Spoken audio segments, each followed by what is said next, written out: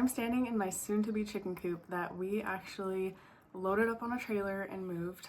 I will tell you the whole story later in the video. It was a challenge, it was a little nerve-wracking, but we successfully moved 2 sheds in one day without any major hiccups. Before I get into the story of the shed, I wanted to talk about my garden and how it is June 10th and I am getting such a late start. I just planted some stuff the other day, and some may think that it's not really worth your time to start planting stuff after June 1st, but up where we live, we pretty much can't safely plant anything until after June 1st. In fact, one year we had 6 inches of snow on June 7th and it completely ruined my garden and I had to start over. Everything died. So if you haven't planted yet, get out there and plant some stuff.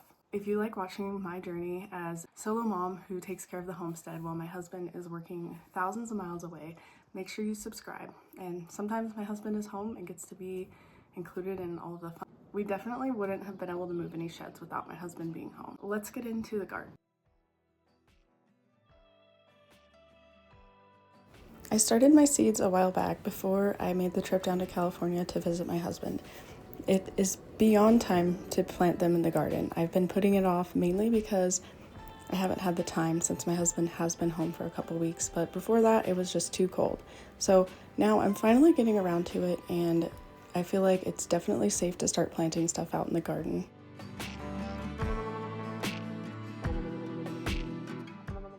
These bean seedlings have definitely been ready for a while, but the other things like tomatoes and peppers are just not getting very big, so I might keep those inside for a couple more days before I put them out in the big garden.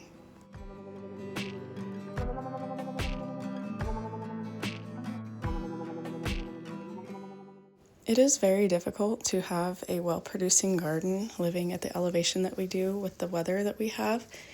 Like I said, we can't start planting until June other than onions and potatoes, but most other crops can't be safely planted until June, and that leaves a very short growing season because sometimes we get freezes as early as September. So it's definitely a race to try to get your stuff in the ground so it has as much time as possible. But sometimes in the fall we have to cover things with plastic just so we can extend the growing season just a little bit longer.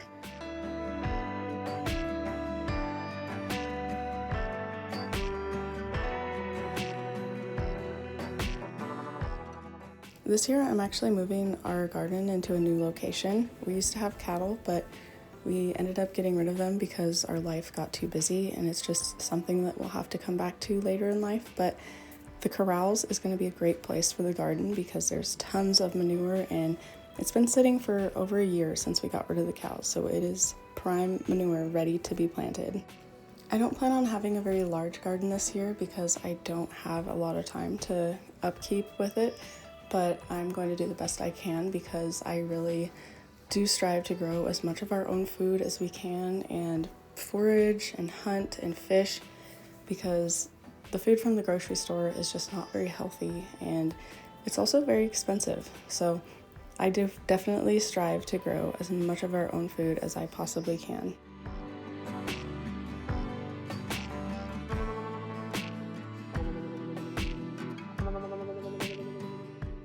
I did get around to planting my onions a couple weeks ago, so at least I have a head start on those.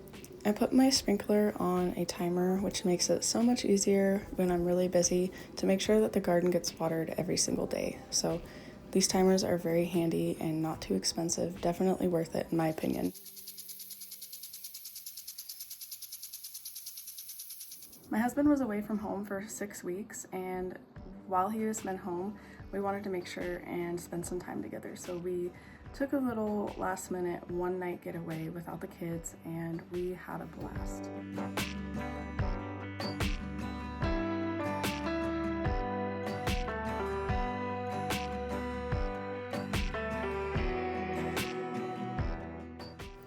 At last minute, we decided it would be fun to load up in the car and just sleep in the car and find somewhere where we could camp and do some fishing.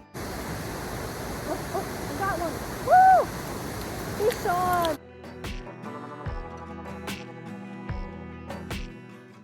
We haven't spent much time at all in this area, and we found a creek with an inlet, and the fishing was great. We were catching these little brook trout nonstop, and it was a lot of fun.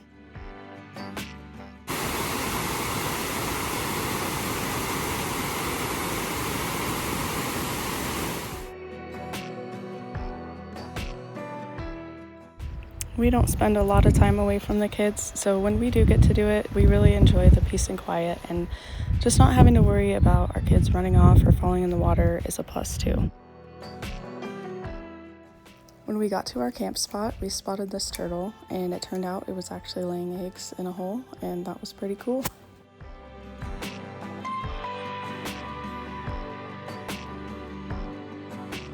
Today we're going to be moving 2 sheds, and one of them is our neighbor's shed that he built for another neighbor, and the other one is a shed that we were kind of gifted that we will be turning into a chicken coop. The first one was very stressful because it was our first time and it was a brand new shed and we didn't want anything to happen to it. The second one wasn't as big of a deal if something happened to it, but it was still a very interesting situation. This was the first time we had ever done anything like this, and we didn't have all of the proper tools that you would probably need to be moving sheds, but we decided why not do 2 in one day. So come with us to move a couple sheds today and see how it goes.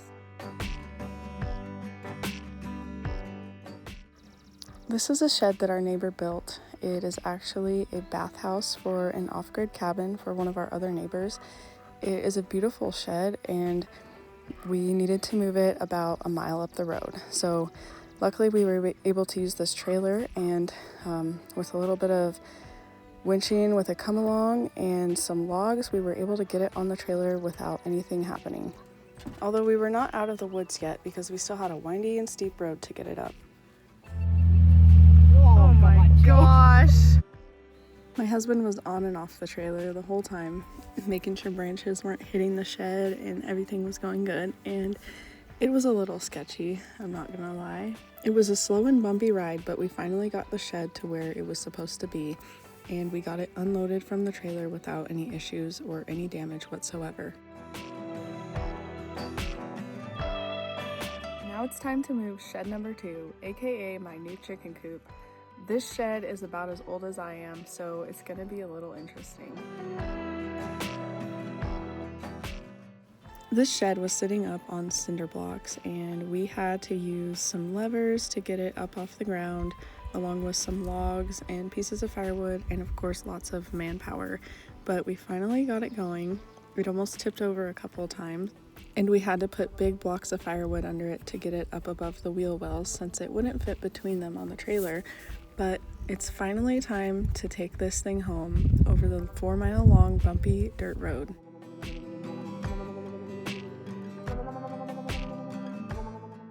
They decided to stop and add one more strap because there's a downhill spot on the road and there was nothing holding it from falling forward, so we needed that extra strap just to make sure that it stayed in place.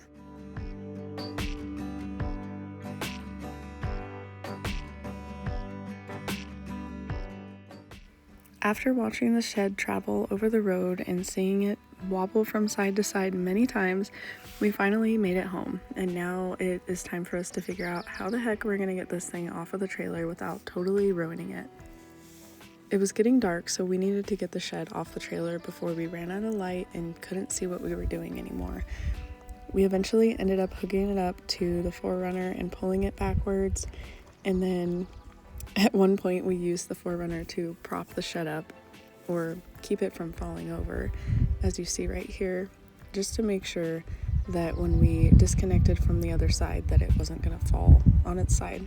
We eventually decided that it was time to just go ahead and pull out from underneath the shed with the trailer, and I was a little bit nervous that something was going to happen here, but ultimately the shed just ended up plopping onto the ground and only busting a couple of boards off. I know it looks kind of bad, but it's definitely not as bad as it could have been. There's still quite a bit of work to do before this shed can become a chicken coop, like moving it to its new spot and cleaning it out. I'm so excited to turn this shed into a chicken coop, and I have so many ideas for it. It's going to be a great project for me to work on while my husband's away, so if you liked watching my video, then make sure you subscribe, or if you want to see what happens with this chicken coop, and make sure you like and leave me a comment if you've ever done something like this.